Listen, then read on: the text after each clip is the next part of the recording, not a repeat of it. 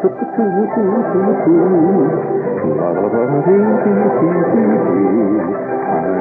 wild about Harry.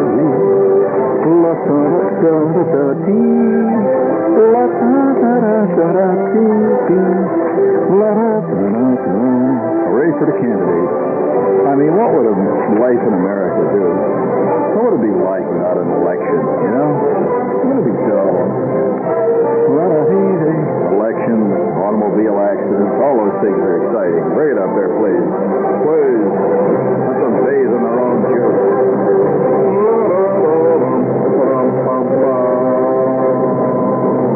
Razzmatazz.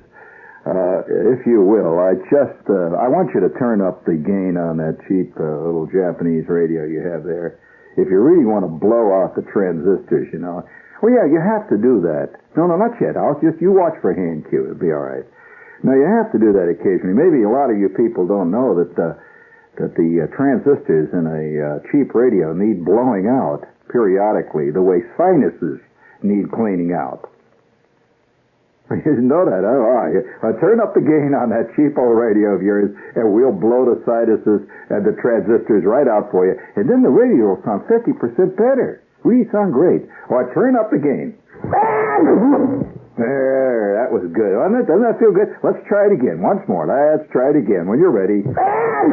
Oh, great. Now, once more, and then you're really going to get some fantastic tone. Bring it. Oh, just tremendous. That really felt good. You know, there's nothing like a good sneeze. In fact, I mean, how many times have you sat someplace and all of a sudden you felt this little tickling back in your, you know, way back in the recesses of your plumbing, and you felt like you're going to sneeze, and you felt it sneaking up on you, and then it would go back and go away, you know, sneak away again. Oh, it drive me crazy. And then it would start coming back again. And then after a while, you get to the point where you would, you know, you just want the sneeze to come. You would welcome the sneeze totally. You want it to come. Now, there's two kinds of people. There are the people who fight sneezes, don't want to sneeze. You know, they do everything they can to stop from sneezing. I know some guys. You know, I know one guy, as a matter of fact, that anytime he had a sneeze, he would take a hold of his nose with his thumb and his forefinger and hold it. Yeah, he didn't like to see go like that, you know, go. Well, one day he just went and he blew every fuse in his head. Smoke was coming out of his ears. You just can't do that, buddy. That's like the overload relay, right? You just blow everything up. Your transistors, your rectifiers, everything's gone after that. So if you're going to sneeze, let it out. Just let it out. There, that's great. You know, one of my favorite commercials is no longer on the air. You know where this guy that looked like Odd Job? You remember Odd Job? Had that derby? And he'd throw it around and decapitate people with his derby. I'd love to have a derby like that. Wow. And he'd throw it and it would go... Remember, it would make a whistling sound? Well, you remember the guy that looked like Odd Job? He'd come home and he'd bow to his wife or something. She was very... beautiful-looking Oriental lady. He'd bow to her, and all of a sudden he'd go, oh, and the whole house would start falling down. Oh man, they just don't make commercials like that. Now you have ladies, you know, walking around squeezing the charm, and oh well. I mean, we still have the white tornado. That's always good. I mean, when all things fail, you got the white. Speaking of white tornadoes. We have a lot of commercials. And by the way, for those of you who have wondered about this, it is not our doing that there are thousands of commercials. It is the price. It is the price of a radio station's commercial success. And it's, you know, after all, it pays the bills. It keeps your speaker cone rattling, and does all that stuff. But tonight I have a very special type of show I'm going to do. I have to do this. Just, you know. Once in a while, I feel like I have to do a public service. You know, real public service. Just fling your body down in front of the juggernaut of time. It was kind of nice, wasn't it? Maybe we better clear up the sinuses again. You really like that, don't you? I'll tell you, it really blows the dust out of the transmitter around here, after hours of John gambling. We need something. Now, it blows, it just goes, oh, wow. Oh, you ought to see the final tubes. Oh, the overload relays, the VU meters. Anyway, all that is beside the point. Before we go any further tonight, I think I ought to warn you that tonight's program is in the nature of a public service. Now, public service stuff is generally very dull. It's like a story about the latest advances in muscular therapy for guys that have got triple feature paralysis from watching too many movies and drive-ins. You know that a guy showed up in a hospital not too long ago in Miami Beach, Florida, just outside of Miami. It's in Dade County down there, and he has a new modern disease. It's a kind of disease you just don't get unless you're really a 20th century man. He was carried into the emergency ward after watching 6 movies in one of these gigantic multiple screen. Have you seen the multiple screen drive-ins where you have 34 screens all over the place? And this guy went in there one night just at dusk, and he was taken out at 2 o'clock in the morning after he had seen 6 consecutive features, and there was only one thing wrong with him. He was completely eaten down to the bone with Miami Beach sand fleas that had come in his car. Yeah, he's sitting there, and hour after hour, and especially since the first 3 films that he watched, maybe this is significant, I don't know, the first 3 films that he watched were Disney films. About Life Among the Lovable Grizzlies, that kind of thing, or You Too Can Love a Saber-Toothed Tiger, the anthropomorphic films. Disney. Disney has only 2 kinds of films. He has a lovable otter who, just for the sake of a few misplaced genes, would have been the other hero of all Disney films. A lovable, red-haired, freckle-faced lad. Those 2 people show up in all their films there. And you can interchange the animal. He can be a dachshund. He can be a hooded cobra. The hooded cobra that learned to read. That would be a great thing. The little hooded cobra that went to school with Donnie, the little red-headed boy, and all the other kids mistakenly thought that the hooded cobra was evil, when we all know all animals in Disney are not evil at all. It's man that's evil, right? Only grown-up men, grown-up people. As a matter of fact, any animal will tell you that the real danger to animal life is kids. Kids kill everything that moves for miles around. But see, they've reversed it all in Disney. It's always the kid that's protecting the hooded cobra. And there's an evil guy played by Keenan Wynn who shows up and says, I'm going to kill that hooded cobra! That damn hooded cobra! That sounds like him, doesn't it? That's my Keenan Wynn. I'm one of the few guys that imitate Keenan Wynn. And one of my favorite roles that Keenan Wynn ever played was one time he played a role in the Bob Newhart Show. And Bob Newhart is a psychologist, you see, in the show, and he went back to see his old teacher. Newhart, after all, is a psychologist, see, and he was feeling that he was kind of hitting a plateau in his work, and he was kind of despondent, and he wanted to go back to get the old fire, back at the university and see this great man who had once been his mentor and who had been guiding his life, and it was because of this great mentor that he had become a psychologist. Well, in every university, and no matter how cockamamie the school is, there's one teacher who's considered to be the grand old man of Greek 101. You've known that type, and everybody goes to his house on Sundays and eats chocolate chip cookies, and his wife has this cheap wine she gives him, and Dr. Grubbage sits around and regales his students with his funny songs, which he has written in Greek. And he plays his guitar. You know that type, right? Well, Newhart goes back. Newhart goes back to see his mentor. Well, I don't recall the mentor's name, but he had some great name like Dr. Bullard. And he goes back to see Dr. Bullard. He takes the week off and he goes back to his school. Well, he comes into Dr. Bullard's office, and who is it but Keenan Wynn with a beard, looking real mad. Keenan Wynn is sitting there at his desk. He's got all these books all around him. At Dr. Newhart. What is Bob Newhart's name? Quick. That's right, Dr. Hartley. I'm just, I keep my people up on these Americana things. Dr. Hartley shows up, and he's announced. The girl says, there is a Dr. Robert Hartley here to see you. Says, who? She says, Dr. Robert Hartley. Dr. Hartley, who's that? She says, well, he's one of your old students. Hartley? I never heard of him. Well, at that point, they bring Dr. Hartley in, see, and here he is. And first, Keenan Wynn doesn't recognize him, which really crushes Dr. Hartley to begin with, because he always thought of himself as Dr. Keenan Wynn's favorite pupil. He singled Newhart out of the whole class. So he says, gee, how are you, Dr. Bullard? It's certainly great to be back here. Who are you? He says, well, Bob Hartley. Don't you remember me? Bob Hartley? Class of 57? Bob Hartley? Oh, yeah. You lost the rest of your hair. Well, that was a great start. You lost the rest of your hair. At which point, he says to Dr.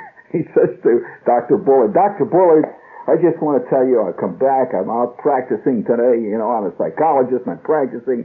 And I came back for a little inspiration. And I just wanted to hear your voice and to inspire me to greater and better work again. And Dr. Bullard looked at him, a long, hard look. What kind of crap is this? At that point, Dr. Hartley says, well, gee, Dr. Bullard, I came back for inspiration to reinstill in me the spirit of a psychologist healing the wounded souls of the 20th century. Our calling is only next to the priesthood. And I want to be reinstilled with that great drive and that tremendous motivation which you gave to me as a budding young psychologist in your classes back in the class of 57, Dr. Bullard, sir. And he thought about this for a minute. Dr. Bullard says, you know what I think about psychology? At which point, Dr. Hartley was waiting to get this great word of advice and inspiration about psychology. At which point, Dr. Bullard says, it's all a bunch of bunk! Bunk! That's what it is, bunk! But at that point, Dr. Hartley is staggered. He says, well, Dr. Bullard, please, what is there in life? What does count? He don't tell you what counts? Golf! It's the only thing that makes sense, golf! You gotta work on your backswing, especially your irons, the middle game. That's what counts, golf. Let's clear the sinuses. Oh, very good. This is WOR New York. I said again, WOR New York. WOR New York, I say again. And that, of course, means commercials. Oh, you don't have it? Oh, I've got to clear the sinuses again. Please. After all that, we sure have to clean the sinuses out. Once more, Jim, please. Please. Oh, wow, that was something else again. Walking Montgomery Ward catalog here. Hey, before we do any, further procrastinating here, let's get right down to the public service that we promised you. Now, I'm constantly, as anybody is in media, deluged with all kinds of letters from various PR concerns, always telling you, we think that this would be a perfect thing for your program. Do you realize that this is the week that celebrates the International Pea Pickers? We have pea pickers from all over the country who'd be delighted to come and, that kind of thing. See, you get this, you have one more? You mean there's another one laying around on the floor you'd like to play? Oh, goody. That damn nitrogen. Holy smoke. Don't tell me I've got listeners who worry about lawns. That's a scary thought, I'll tell you. I have this friend. It's the beginning already, it's springtime. Oh, wow, am I glad it's spring. Oh, I hate winter. I hate winter like I hate cold sores. It's a thing you accept, really. You don't hate cold sores like, say, for example, you hate cancer or something like that. Cold sores are just something they're kind of rotten, right? You'll put up with it. But you're not going to contribute to the Jerry Lewis Stamp Out Cold Sore annual telethon, right? Although I think more than one person would be delighted to send it as though. However, it's spring, see, and And whenever spring comes around, and like a nest of, what is it, a nest of something in your hair? What is it? There's a nest of, it's not wrens, it's some kind of birds. Well, a tree standing around there has a nest of parakeets in its head. No, that's not true. A nest of crows? No. Nest of buzzards? No. Oh, well, that's immaterial. We don't like to bother you with literary questions at this hour. However, as an observer of the scene, I have to report that I have a friend. Every time spring comes around, he begins to talk about his power lawnmower. And the power lawnmower syndrome will last the entire summer. Every time I see him, I say, "How you doing, Frank?" He says, "I don't know. It's got a knock." I said, "Frank, I ask you, how you doing? How you doing?" "I don't know. The damn thing is burning more gas. I don't know what's the matter, and I got to get the blade sharpened again." I said, "Frank, will you stop it with the power lawnmower?" He says, "What do you mean? How can I stop it? That power lawnmower owns me. I don't own it. It owns me. Because every weekend I'd love to get out and drive it." Well, I know one guy that, in fact, that they're starting power lawnmower gymkhanas now over in certain areas of Jersey and suburbia. You know what a gymkhana is? It's a competition. Well, you know what a gymkhana is when they, you've seen skiing gymkhanas where they skate around balloons and barrels. Well, you ought to see a power lawnmower gymkhana with 8 horsepower power limitations, including the, cut grass blowers. That's pretty exciting. However, I don't want to get into that. I must go into my public service, and I'm going to do it now. I got this letter, it's a great big box, all kinds of stuff in the mail. It says, "Shepard, do you realize that it is the 66th anniversary this year of the Boy Scouts of America?" And, that's the kind of thing that occasionally say, ho, hum. And so he says, yes, the 66th anniversary of the Boy Scouts of America, and what could be more American than for you to salute the Boy Scouts? Would you please give me a little of that American music, that little, the next one. That's right, I thought that. Well, this is the Stars and Stripes Forever. We're saluting the Boy Scouts. Now, the Boy Scout bosses won't like this salute, but every Boy Scout I know is going 8. He's got his little tape recorder out. He's taping the salute to the Boy Scouts.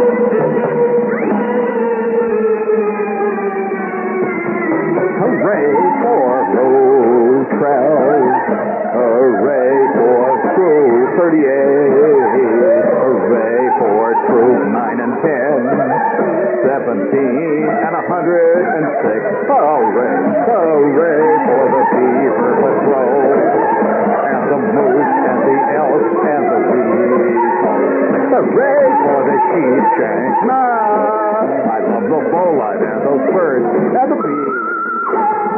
Hooray! Bring it up, Frank!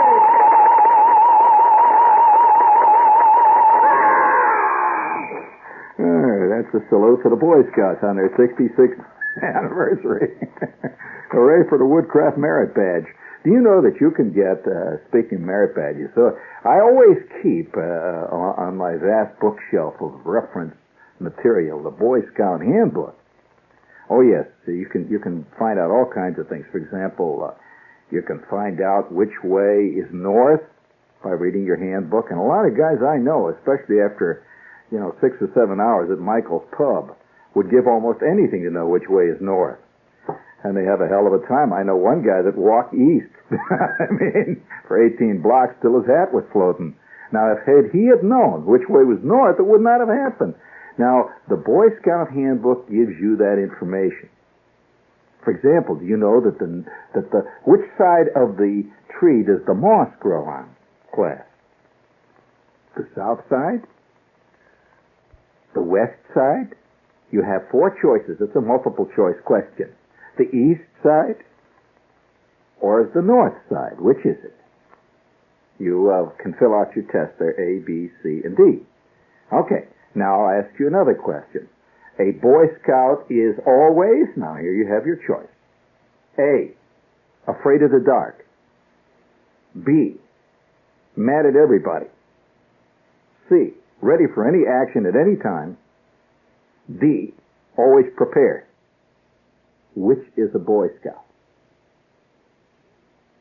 You don't know? Well, a Boy Scout is always prepared. In fact, that is the Boy Scouts' motto. I am prepared. How do you think that I got where I am? As an ex-Boy Scout, I've always kept that in the forefront of my consciousness, whenever I was conscious. See, I'd drag it out, and I'd read that again. It says, you are prepared. Now, they never say what you're prepared for. Now, there's a lot of a lot of stuff I haven't been exactly prepared for. But, I do the best I can as an ex-Boy Scout. And the Boy Scouts had a very strong influence on me, really, seriously. And this guy has the temerity, whoever this guy is. He's a Boy Scout public relations representative. Didn't know the Boy Scouts had a public relations representative, did you? Oh, they do. And I'll bet the Girl Scouts do, and the Campfire Girls, and the Little Elks of Western America have, the Odd Fellows, they all have a PR man now. And this PR man says, if you'd like to know anything about scouting, call me. Buddy, I can tell you more about scouting. I'll bet any money you're like most PR men. You weren't even a scout, I'll bet. Oh, yeah, I know one of my friends is a PR man for a big boat firm. You know, big boats? I mean, he is a PR man for a company that makes 50-foot boats. Beautiful boats. This guy is pathologically, psychologically afraid of all water. He does not even take baths. And people are always writing him questions about boats. Yeah. Well, of course, our society is filled with the non-experts. It's like asking a priest about marriage.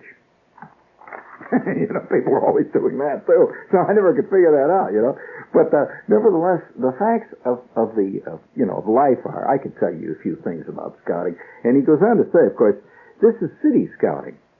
As if, it's a special thing. I was a city Boy Scout. Now, I don't know what it would be like to be a country Boy Scout, where you can really do the stuff that you read about in the handbook. For those of you who have not been reading the handbook recently, do you know they have a new merit badge called Communication Merit Badge? And one of the requirements for the Communications Merit Badge is the kid has to make his own 60-second commercial and deliver it before the troop, I guess. And, they all sit there and I guess they grade him on it. But I like the idea of a kid delivering a commercial as part of the Boy Scout Communication Merit Badge. The kids, I can see the old man, showing up in the morning. He's going to shave, say, and he rushes into the bathroom. And there's this kid, his freckled-faced, red-haired kid, standing in front of the mirror, holding up a Schick a Gillette Track 2 razor. See? And he's saying things like, yes, it cuts smoothly, without pull. No razor burn, no razor. Get out of my way, I gotta shave. Kid says, oh, Dad, I'm practicing my merit badge. I'm sorry, Jim, but that's... Now, as a kid, though, and all Boy Scouts are theoretically kids, I'm going to show you how smart I am as an ex-Boy Scout. Now, I am giving... For the benefit of those of you out there in the outer precincts, I'm giving you now the Boy Scout salute. Correct? That is the Boy Scout salute, right? Now, the Boy Scout salute, of course, certain troops, in fact, in my troop, Troop 41, the Boy Scouts had an underground salute, which we used to give occasionally. For example, I'll never forget when Troop 41 played Troop 23 in basketball. We had a basketball team in our troop. And a whole bunch of the kids from Troop 41 sat around in the upper reaches of the Warren G. Harding gym where we played this basketball game, giving the Troop 41 special Boy Scout salute to Troop 23. Until finally Mr. Gordon came up and threw about 6 kids out of the gym. But our salute was very much like... the salute which Ted Williams is famous for once giving out of the dugout. Did you know that Ted Williams once gave a very famous salute to the fans?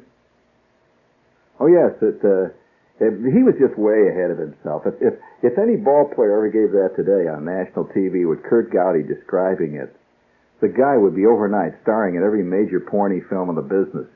But Ted Williams did. He's a famous thing. So I am going to show you how impressed the Boy Scouts dealt with my brain, how impressively they did. I still remember the Boy Scout oath. Do you remember the Boy Scout oath?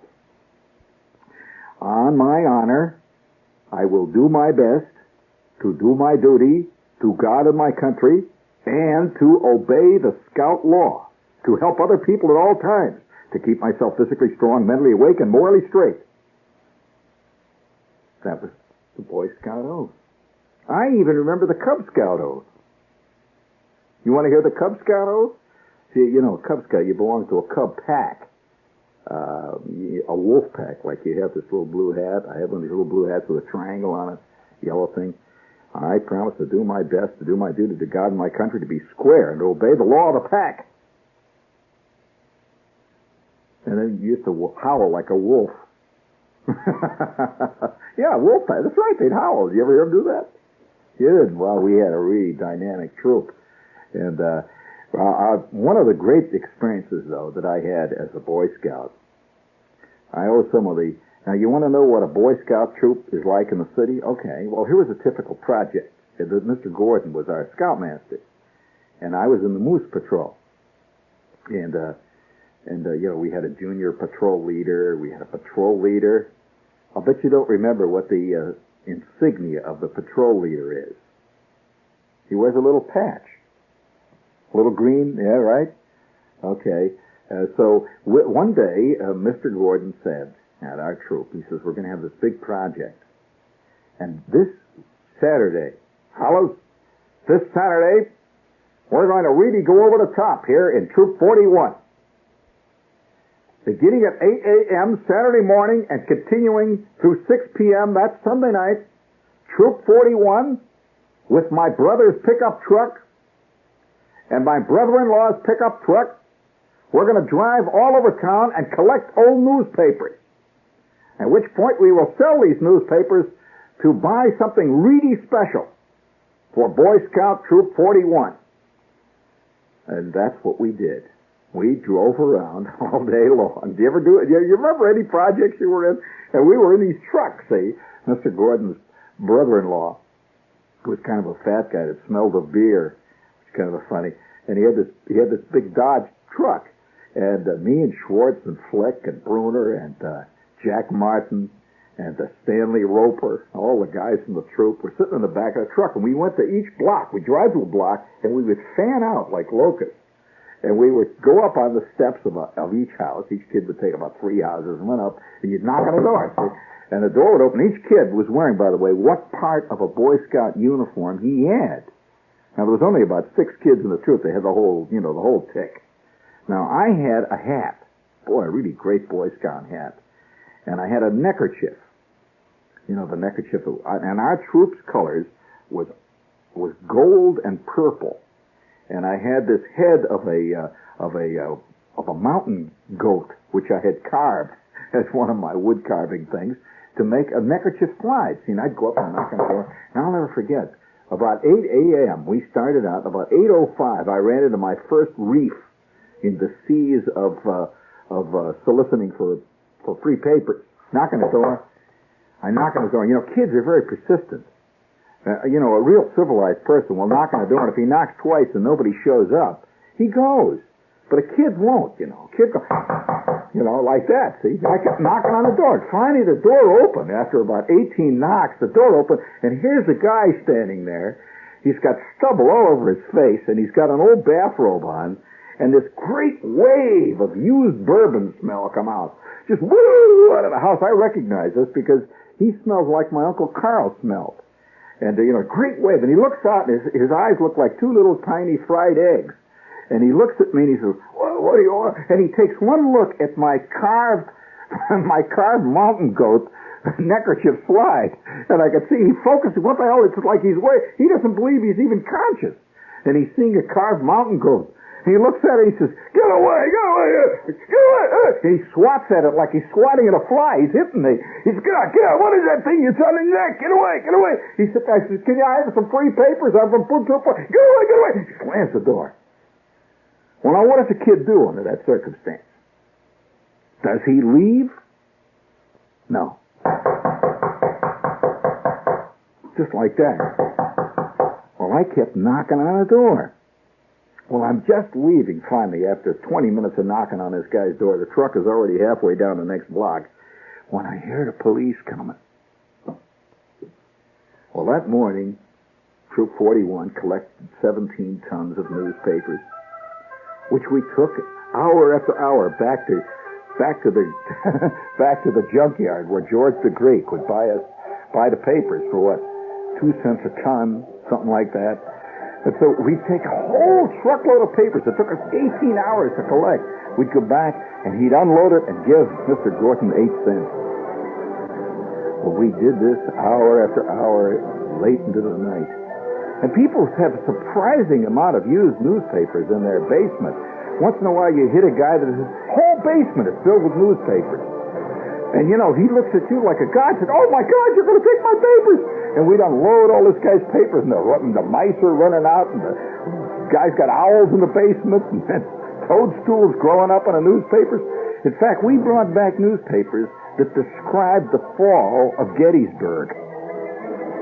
Some people had newspapers going back to the early days of the beginning of Christianity. You know, things like a Renaissance start. You know, the Medicis announced late yesterday afternoon in the Vatican that this is the official opening day of the Renaissance.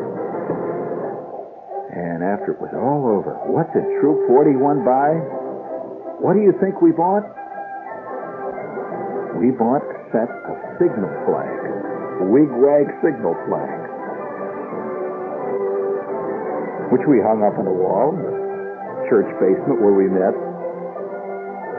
I don't recall anybody ever learning how to wig-wag with a signal flag, but it was a great weekend, and I learned one thing. I learned the futility of commerce. You work your old thing to the bone, and what do you wind up? With a pair of signal flags, signifying nothing. Smoke and fury, oh flame, burn in thy holocaust, burn. Shoo! WOR New York. Stay tuned for In Conversation.